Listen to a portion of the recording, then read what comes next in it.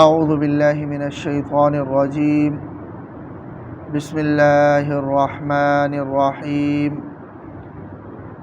ان اول بیت وضع للناس للذی ببکۃ مبارکا وہدی للعالمین۔ بے شک پہلا گھر جو لوگوں کی عبادت کے لیے مقرر کیا گیا وہ ہے جو بکہ میں ہے، یعنی مکہ میں۔ مبارکن، یہ برکت والا ہے۔ ایک خصوصیت اس کی یہ کہ یہ بیت اللہ برکت والا ہے۔ اس کی ظاہری برکات تو یہی ہے کہ وہاں باوجود یہ کہ ایک لق اور دق صحرا تھا، بے آب و گیاہ جگہ تھی، جہاں جہاں کی زمین زرعی زمین نہیں ہے، اور وہاں پانی کا نام و نشان نہیں تھا، اور اللہ نے زمزم کا انتظام کیا، اور وہاں وہ زمین زرعی نہیں ہے، لیکن اللہ تبارک و تعالیٰ نے وہاں انتظام کیا کہ دنیا جہاں کی ہر قسم کی جو زرعی پیداوار ہے وہ وہاں دستیاب ہے۔ آج کل تو ویسے آلات رسد وافر مقدار میں ہیں، تو آج کل تو چیزیں ایک جگہ سے دوسری جگہ پہنچنا کوئی مشکل نہیں ہے، لیکن اگر پہلے زمانے کو اگر دیکھ لیا جائے، جب سے اسماعیل علیہ السلام آباد ہوئے تب کی تاریخ اگر دیکھ لی جائے، پچھلے چند صدیوں میں جو بحری جہاز بنے ہیں، ہوائی جہاز بنے ہیں، گاڑیاں بنی ہیں، ٹرک ٹرالے بنے ہیں، اب تو یہ چیز کوئی اتنی بڑی محسوس نہیں ہوتی کہ ہر چیز وہاں مل رہی ہو، لیکن اسماعیل علیہ السلام کے دور سے لے کر یہ آلات رسد، جو جدید آلات رسد ہیں، ان کے ایجاد سے پہلے تک کی تاریخ اگر پڑھ لی جائے تو تاریخ میں کہیں بھی یہ نہیں آتا کہ مکہ مکرمہ میں کسی قسم کے پھل کی کمی ہو، کسی بھی قسم کے غلے کی کمی ہو، اور اس زمانے سے جب سے ابراہیم علیہ السلام نے اعلان کیا ہے کہ وَأَذِّن فِي النَّاسِ بِالْحَجِّ، یہ ابراہیم آپ اعلان کر لیجئے لوگوں کے لیے، لوگوں کے سامنے حج کا، اور انہوں نے ایک پہاڑی پر چڑھ کر جو اعلان کیا ہے، اس کے بعد سے لے کر آج تک لوگ لاکھوں کی تعداد میں حج کے لیے جاتے ہیں، اور لاکھوں کی تعداد میں سال بھر عمرے کے لیے وہاں جاتے ہیں۔ تو اس دوران کبھی ان کے لیے کسی چیز کی کمی نہیں ہوئی، اور اس بات کو اگر دیکھ لیا جائے کہ وہاں جو حاجی لاکھوں کی تعداد میں حج کرتے ہیں اور پھر وہ قربانی کرتے ہیں، تو کبھی جانوروں کی بھی وہاں کمی نہیں ہوئی۔ میں پھر عرض کروں گا کہ آج کل کے حساب سے ہمیں نہیں سوچنا چاہیے کہ بھئی اگر وہاں کمی نہیں ہے تو فلاں جگہ بھی تو کمی نہیں ہے۔ اس زمانے کے اعتبار سے ذرا سوچا جائے کہ وہ زمین ایسی نہیں ہے کہ زرعی ہو جہاں مویشیاں پالی جا سکے، جہاں کچھ وہ کر لیا جا سکے، پانی کی بھی قلت ہے۔ اگر پالی بھی جا سکتی ہے تو اپنی ضرورت کی حد تک ہی پالی جا سکتی ہے، لیکن اتنی لاکھوں کی تعداد میں مویشیاں کون وہاں رکھ سکتا ہے کہ جو حاجیوں کی قربانی کے لیے بھی کافی ہو، لیکن وہاں موجود رہی ہے۔ تو یہ اس کی ظاہری برکت ہے بیت اللہ کی، اور باطنی برکت اور روحانی برکت اگر دیکھ لیا جائے تو ظاہر ہے حج اور عمرہ وہیں پر کیا جا سکتا ہے۔ یہ ایک بہت بڑی عبادت جو ہے کہ نبی اکرم صلی اللہ علیہ وسلم نے فرمایا کہ من حج فلم یرفس ولم یفسق رجع کیوم ولدتہ امہ، جس نے ایسا حج کیا کہ جس میں اس نے کوئی گناہ کا کام نہیں کیا، اور کسی کو برا بھلا بھی نہیں کہا، گالیاں نہیں دی، کسی کو غصہ نہیں کیا، کسی سے لڑا نہیں، کیونکہ وہ بہت رش ہوتا ہے اور وہاں پر زیادہ تر یہ دھکم پیل ہو سکتی ہے اور یہ غصہ انسان کو آ سکتا ہے، لیکن اس نے غصہ نہیں کیا، کسی سے لڑا نہیں، اور کوئی خلاف حج کام نہیں کیا، رجع کیوم ولدتہ امہ، وہ گناہوں سے ایسے پاک ہو کر واپس لوٹتا ہے جیسے آج اس کی ماں نے اس کو جنا ہو۔ تو یہ ایک باطنی برکت ہے، روحانی برکت ہے وہاں بیت اللہ کی۔ عمرے کا ایک الگ ثواب ہے بیت اللہ۔ اور پھر یہ کہ نبی اکرم صلی اللہ علیہ وسلم نے فرمایا کہ آدمی کا اپنے گھر میں نماز پڑھنا یہ ایک نماز کا ثواب ہے، محلے کی مسجد میں پڑھنا یہ 25 نمازوں کا ثواب ہے، بعض روایات میں 27 کا ہے، جامع مسجد میں پڑھنا 500 نمازوں کا ثواب ہے، اور بیت المقدس میں 1000 نمازوں کا، مسجد نبوی میں 50,000 کا، اور بیت اللہ میں 1,00,000 نماز۔ ایک نماز کا ثواب 1,00,000 نمازوں کے ثواب کے بقدر ملتا ہے۔ تو یہ سب اس کی روحانی برکات ہے بیت اللہ کی۔ تو مبارکن، یہ برکت والا ہے یہ گھر، وہدی للعالمین، اور جہاں والوں کے لیے رہنما ہے کہ پوری دنیا کے لوگ اللہ تبارک و تعالیٰ کی عبادت، یعنی مسلمان اس کی طرف رخ کر کے اللہ کی عبادت بجا لاتے ہیں، اس طرف رخ کرتے ہیں تو ان کی عبادت قبول ہوتی ہے، رخ نہیں ہے تو عبادت ہی قبول نہیں۔ کہ نماز جو اہم عبادت ہے اس میں استقبال قبلہ شرط، استقبال قبلہ نہیں ہوا تو نماز ہی نہیں ہے۔ تو یہ رہنما ہے پوری دنیا کے لیے۔ فیہ آیات بینات، اس بیت اللہ میں بڑی بڑی واضح نشانیاں ہیں، اور نشانیاں بے شمار ہیں کہ جب سے یہ بیت اللہ بنا ہے وہاں کے رہنے والوں کے لیے امن کا ذریعہ بنا ہے۔ ابرہہ اپنا لشکر لے کر آیا، ہاتھیوں کا لشکر لے کر آیا، خانہ کعبہ کو گرانے کی نیت سے آیا، اور اس وقت قریش کے سردار حضرت عبد المطلب تھے، آپ صلی اللہ علیہ وسلم کے دادا، تو وہ سارے قریش کو لے کر پہاڑی پر چڑھ گئے کیونکہ ان کے لیے مقابلہ ممکن ہی نہیں تھا ابرہہ کے لشکر کا۔ اور پھر پوری دنیا نے دیکھا کہ کس طرح ابرہہ کا لشکر تباہ ہوا، اور کسی بڑی فوج کے ذریعے سے اللہ نے تباہ نہیں کیا۔ الم تر کیف فعل ربک باصحاب الفیل الم یجعل کیدہم فی تضلیل وارسل علیہم طیرا ابابیل، ان پر ایک چھوٹی چھوٹی سی چڑیا بھیج دی اور چھوٹے چھوٹے سے کنکر، اور اس کنکر اور اس چڑیا اور پھر چھوٹی سی چڑیا اور چھوٹے سے کنکر،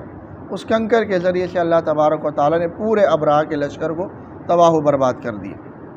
تو یہ اس کے علاوہ بھی جیسا کہ آگے خود اس میں موجود ہے کہ وَمَنْ دَخَلَهُ كَانَ آمِنًا، امن کی ایک گارنٹی بنا ہے وہاں کے رہنے والوں کے لیے جب سے یہ خانہ کعبہ بنا ہے، کہ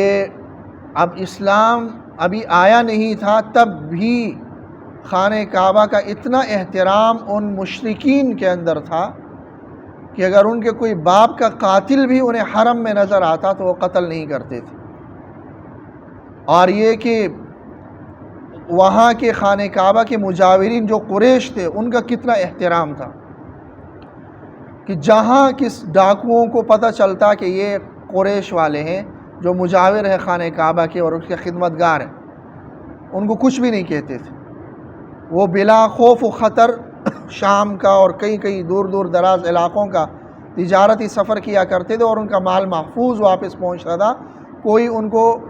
کچھ نہیں کہتا تھا۔ یہ ان کے اندر احترام تھا، اور یہ اللہ تبارک و تعالیٰ کی طرف سے۔ تو بہرحال اس میں بڑی واضح نشانیاں ہیں۔ پھر علماء نے اور بھی بہت ساری نشانیاں لکھی ہیں، جیسے مثلاً کہ خانہ کعبہ کی جس جانب بارش ہوتی ہے اس طرف کی دنیا کے جتنے بھی علاقے ہیں وہ سارے سیراب ہو جاتے ہیں اور وہاں بارشیں ہوتی ہیں، اور جس طرف نہیں ہوتی ہے اس طرف کے علاقے جو ہے نا خشک سالی کا شکار ہو جاتے ہیں۔ تو یہ بھی اپنے تجربات سے علماء نے لکھے ہیں یہ باتیں۔ تو اس میں واضح نشانیاں ہیں، اور خاص کر مقام ابراہیم، مقام ابراہیم ہے۔ مقام ابراہیم سے مراد وہ پتھر ہے جس پر کھڑے ہو کر حضرت ابراہیم علیہ السلام نے خانہ کعبہ کی تعمیر کی تھی۔ اس پتھر کے بارے میں آتا ہے کہ وہ جیسے لفٹ کی طرح اوپر جانے کی ضرورت ہوتی تو وہ خود سے اوپر چلا جاتا، اور نیچے آنے کی ضرورت ہوتی خود سے نیچے آ جاتا۔ اور اس میں حضرت ابراہیم علیہ السلام کے قدم مبارک کے نشان ہیں، تو موم کی طرح نرم بھی ہو گیا تھا ابراہیم علیہ السلام۔ تو ایک پتھر ایک بے جان چیز ہے، اور اس بے جان چیز کو یہ شعور کس نے دیا کہ ہاں میں نے اوپر جانا ہے اور نیچے ضرورت ہو تو نیچے آنا ہے، اور میں نے موم کی طرح نرم ہو جانا ہے تاکہ پیر رکھیں تو اس میں تھکاوٹ نہ ہو اور وہ نہ ہو۔ یہ مقام ابراہیم ہے۔ پہلے یہ خانہ کعبہ کے دروازے کے ساتھ تھا، پھر جب وہاں پر 2 رکعت واجب ہو گئی کہ وَاتَّخِذُوا مِن مَقَامِ إِبْرَاهِيمَ مُصَلَّى، کہ مقام ابراہیم کو مصلی بناؤ، یہاں نماز پڑھ لو، یہ جب واجب ہو گئی تو پھر طواف کرنے والوں کے لیے مشکل تھی کہ اگر وہاں پر نوافل لوگ پڑھ لیتے تو طواف کرنا مشکل تھا، اس لیے اس کو مطاف سے باہر لے جایا گیا۔ تو یہ مقام ابراہیم ہے، یہ ایک واضح نشانی، اور یہ بیت اللہ کی برکت سے ہی ایک بے جان پتھر کے اندر اتنی حس آ گئی کہ اس کو پتہ چلا کہ کب میں نے اوپر جانا ہے، کب نیچے آنا ہے، اور کس طرح نرم ہونا ہے۔ تو یہ بیت اللہ کی برکات۔ اور وَمَن دَخَلَهُ كَانَ آمِنًا، جو بھی بیت اللہ میں داخل ہو جاتا ہے وہ امن والا ہو جاتا ہے۔ حدود حرم کے اندر انسان تو کجا، وہاں جانوروں اور پرندوں تک کا شکار کرنا حرام۔ وہاں اگر کوئی قاتل بھی چلا جائے اس پر سزا کا نفاذ بھی حرام ہے، جائز نہیں ہے۔ اس قاتل کو وہاں سے نکلنے پر مجبور کیا جائے اور پھر باہر اس کی سزا دی جائے۔ وہاں کسی قاتل کو بھی سزا نہیں دی جا سکتی، اور کسی جانور کا، کسی کیڑے مکوڑے کا وہاں پر وہ قتل کرنا یہ بھی جائز نہیں ہے۔ یہ امن ہے وہاں حدود حرم۔ صرف فتح مکہ کے موقع پر کچھ ساعات کے لیے اللہ تبارک و تعالی نے نبی اکرم صلی اللہ علیہ وسلم کو اجازت دے دی تھی تاکہ ان لوگوں سے اس کو پاک کر دیا جائے جو سرکش تھے، جو اس واضح کامیابی کے بعد بھی اور آپ صلی اللہ علیہ وسلم کے اتنے واضح دلائل کے بعد بھی اسلام کے مخالف تھے، ان سے اس کو پاک کرنا تھا۔ اس لیے کچھ ساعات کے لیے آپ صلی اللہ علیہ وسلم کو اجازت دی، لیکن پھر آپ صلی اللہ علیہ وسلم نے اعلان کر دیا واضح طور پر کہ یہ حرم مجھ سے پہلے بھی یہاں پر قتل و قتال کرنا حرام تھا اور میرے بعد بھی قیامت تک کے لیے حرام۔ صرف چند ساعات کے لیے میرے لیے جو حلال کیا گیا وہ حلال ہو گیا، اس کے بعد یہ قیامت تک کے لیے حرام ہے، محترم ہے۔ حدود حرم کے اندر آپ کسی جاندار کا آپ قتل نہیں کر سکتے۔ تو یہ بھی بیت اللہ کی برکات میں سے ہے کہ وَمَن دَخَلَهُ كَانَ آمِنًا، کہ جو بھی بیت اللہ کے اندر داخل ہو جاتا ہے وہ امن والا ہو جاتا ہے۔ پھر یہ حج کے موقع پر اگر دیکھا جائے، ایک واضح نشانی علماء نے یہ بھی لکھی ہے فی آیات بینات کے تحت، کہ حج کے موقع پر لاکھوں حجاج وہاں مینا میں جمرات کو کنکریاں مارتے ہیں، لیکن وہ کنکریاں وہاں ان کنکریوں کا ڈھیر نہیں لگتا۔ نبی اکرم صلی اللہ علیہ وسلم کی حدیث ہے کہ یہ کنکریاں فرشتے اٹھاتے ہیں، ہاں جس کا حج کسی وجہ سے قبول نہ ہوا ہو اس کی کنکریاں نہیں اٹھاتے، وہ پڑی رہ جاتی ہے۔ تو پھر یہ ہے کہ وہ کنکریاں جو وہاں پڑی ہوئی ہو وہ اٹھا کر رمی وہ کرنا یہ جائز بھی نہیں ہے، کیونکہ وہ غیر مقبول ہیں۔ تو پہلے تو وہ کنکریاں عموماً ہوتی نہیں تھی، سنا ہے آج کل ڈھیر لگتا ہے، تو اس کا مطلب یہ ہے کہ آج کل بہت سارے لوگوں کے حج قبول نہیں ہو رہے، تو پھر حکومت نے انتظام کیا ہوا ہے۔ ورنہ ماضی قریب تک مفتی شفیع رحمہ اللہ نے لکھا ہے، جو سن 80 کے آس پاس انتقال کر گئے ہیں، تو انہوں نے لکھا ہے کہ آج تک کوئی انتظام اس کے اٹھانے کا نہیں ہے۔ ان کے صاحبزادے مفتی تقی صاحب نے نیچے لکھا ہے کہ اب حکومت نے انتظام کیا، تو 1980 تک وہاں اس کے اٹھانے کا انتظام نہیں تھا۔ اب جا کر انتظام ہوا ہے، تو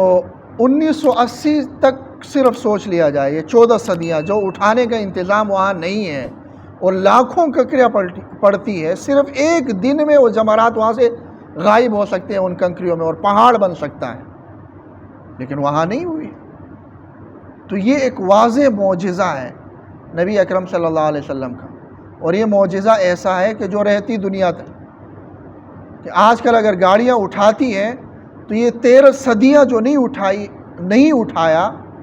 تو اس کا جواب کسی کے پاس نہیں ہے کہ وہ کہاں گئی، سوائے اس کے کہ نبی اکرم صلی اللہ علیہ وسلم کی اس بات کو مان لے کہ یہ فرشتے اٹھاتے، اور یہ حقانیت کی دلیل ہے نبی اکرم صلی اللہ علیہ وسلم۔ اللہ تعالیٰ عمل کی توفیق۔